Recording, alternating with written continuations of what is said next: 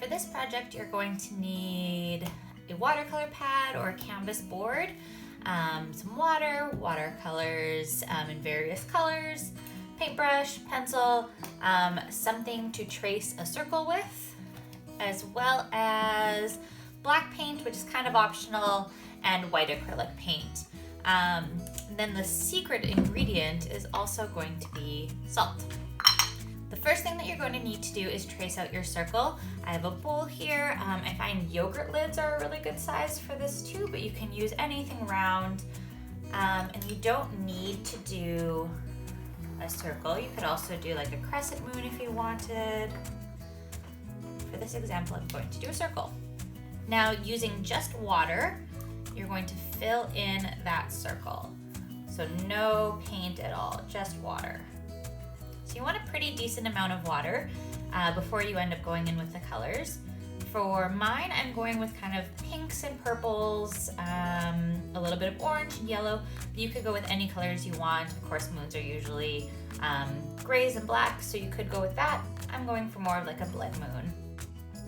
And now you're just gonna dab a little bit of color. As you can see, there's very little on my brush.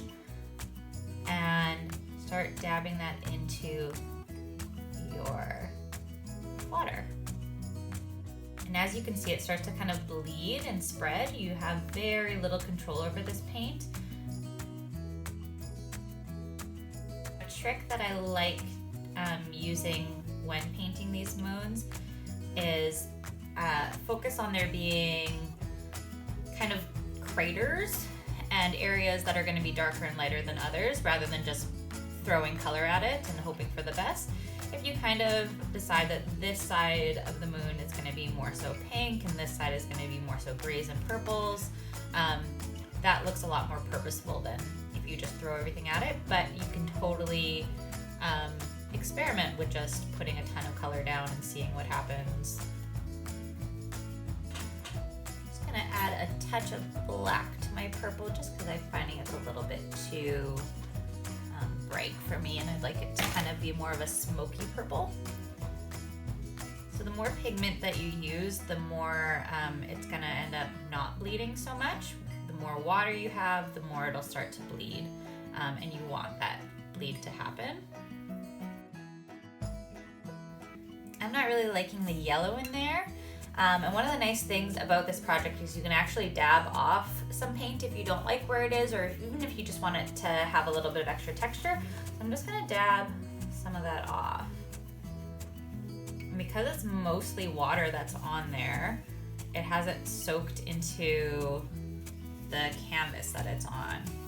So you'll end up with some texture, and then you can keep going back in and layering on other colors.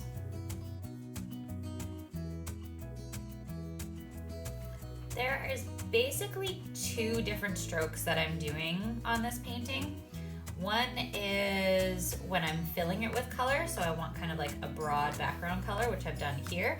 And then the other one is when I'm wanting it to have more texture. And in that case, I'm doing more of a dab stroke.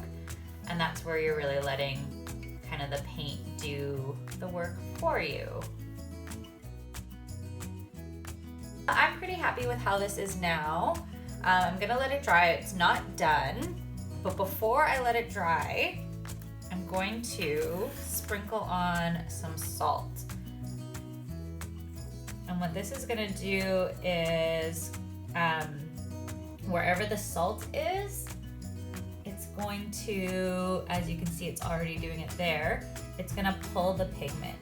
So that's really gonna give you kind of those craters. And you want a bit more of a coarse salt for this. And once you've done this step, you don't want to move anything around, otherwise it totally defeats the purpose of the salt. So I'm gonna let that dry. And while that's drying, I'm gonna work on the background. So you could leave it just as a blank white background if you wanted. But one of the challenges that comes with working with a plain white canvas or a plain white piece of paper is you're bound to get dirt or scuffs on it. And this is also a good way to reuse canvases, which is what I'm doing in this case, so there is some dirt on it. So what I'm gonna do is just grab some black paint. So this is acrylic, this isn't watercolor anymore.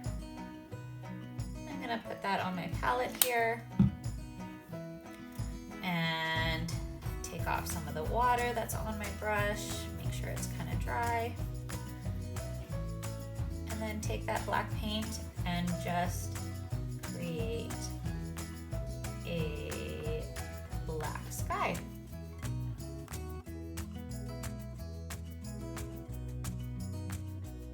So it's been about an hour since I finished it up and it is pretty much dry. So I'm just gonna gently brush off the salt. And just to give you kind of a closer look, you can see that it's created these kind of blooms of white where the salt was. And now we'll just add a little bit of finishing touches with some white. Add in a couple of white dots along the painting. And then around those white dots, you're gonna do a couple of white lines. I usually like to do one really big one and one smaller one. Maybe even two smaller ones, we'll add one here.